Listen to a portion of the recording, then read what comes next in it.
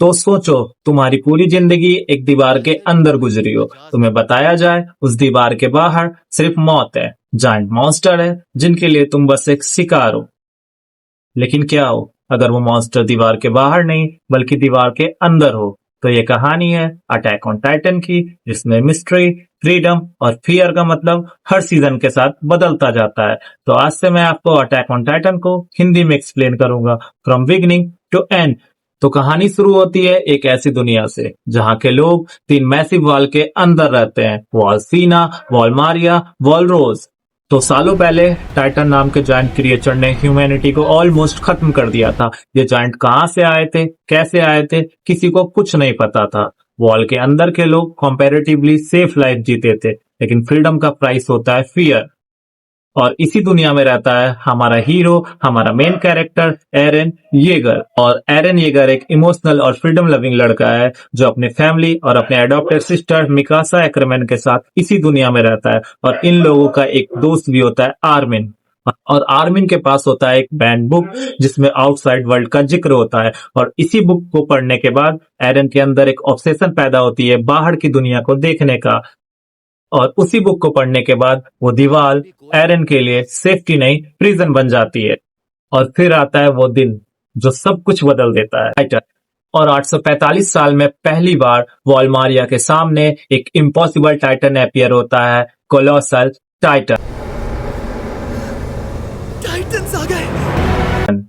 लगभग 60 मीटर ऊंचा, स्मोक और हीट से घिरा हुआ, और उसके एक किक से ही वॉल का गेट टूट जाता है।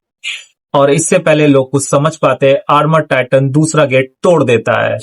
अब टाइटन सिटी के अंदर आ चुके होते हैं। हर तरफ स्क्रीम, लोग डरे होते हैं, सोल्जर हेल्पलेस हैं। एरन, मिकासा और आर्मिन अपने घर की ओर भागते हैं और वहीं उन्हें मिलता है उनके लाइफ का सबसे बड़ा पेनफुल सीन। एरन की माँ घर के नीचे दबी होती है। सोल्जर हैंड्स उन्हें बचाने की कोशिश करते हैं, लेकिन वो टाइटन्स को देखकर डर जाते हैं।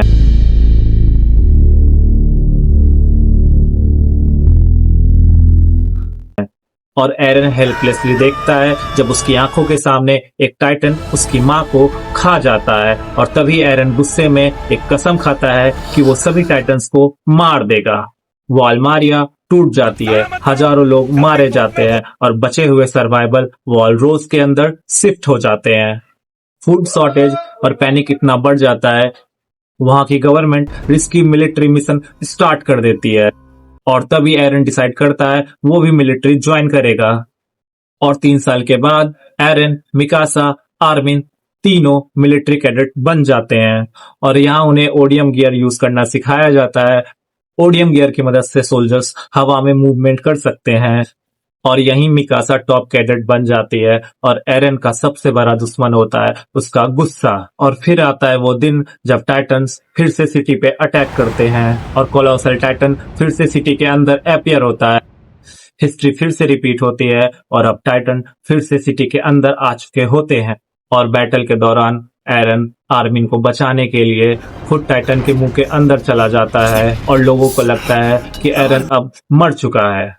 लेकिन तभी बैटलफील्ड के अंदर एक स्ट्रेंज टाइटन अपीयर होता है जो कि दूसरे टाइटन को मारने लगता है। किसी को कुछ समझ नहीं आता और तभी वो स्ट्रेंज टाइटन गिरता है और उसके अंदर से निकल के बाहर आता है हमारा स्टोरी का मेन कैरेक्टर, हमारा हीरो एरन येगर।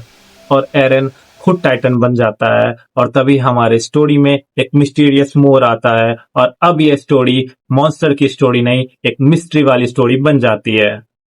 लेकिन अंत में एक सवाल रह जाता है, एरन टाइटन कैसे बना? तो अगर आपको ये पार्ट पसंद आया हो तो हमारे चैनल को लाइक, शेयर, सब्सक्राइब करें।